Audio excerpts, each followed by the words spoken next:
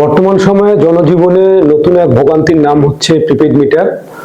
দেশের প্রতিটি মানুষ প্রিপেড মিটার নিয়ে চরম বিপাকে রয়েছে। আপনারা জানেন যে বিদ্যুৎ বিভাগের অধীনে NESCO, DESCO, Northern power supply limited এরকম অনেকগুলি প্রতিষ্ঠান সারা দেশে বাসাবাড়িতে প্রিপেড মিটার সংযোগ স্থাপনের কাজ করছে। এর বিরুদ্ধে গোটা দেশে বিদ্যুৎ বিভাগের অধীনস্থ নেসকো কর্তৃপক্ষ রয়েছে। রংপুর শহরের বাসাবাড়িতে তারা প্রিপেড মিটার সংযোগের কাজ করছে। এখানে গ্রাহকদের মাঝে প্রবল আপত্তি সত্ত্বেও তারা কিন্তু বাসাবাড়িতে গিয়ে এই প্রিপেড মিটারটি স্থাপন করছে।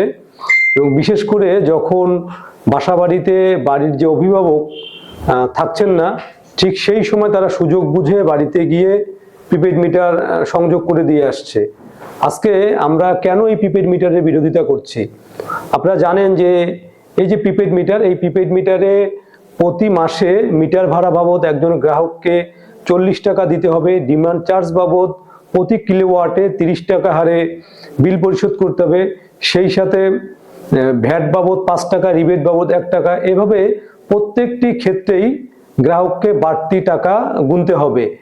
আমরা বলছি যে যেখানে বিদ্যুৎ বিভাগের উচিত সারা দেশের সকল মানুষকে সুলভ মূল্যে নিরবিচ্ছিন্ন বিদ্যুৎ সুবিধার আওতায় নিয়ে আসা, তার পরিবর্তে কিন্তু আজকে বিদ্যুৎ কর্তৃপক্ষ যেটি করছে সেখানে কিন্তু সাধারণ মানুষের অতিরিক্ত টাকা গুনতে হচ্ছে।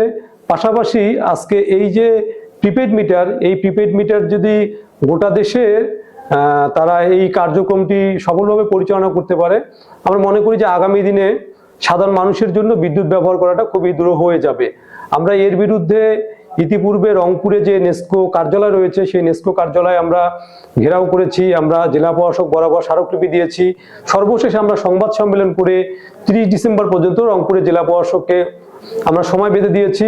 আমরা বলছি যে এই সময়ের মধ্যে জেলা প্রশাসনের তরফ থেকে একটি নির্বাহী আদেশ জারি করতে হবে, যেন নেসকো কর্তৃপক্ষ কোনো বাসাবাড়িতে গিয়ে কাউকে প্রিপেড মিটার স্থাপনে বাধ্য করতে না পারে।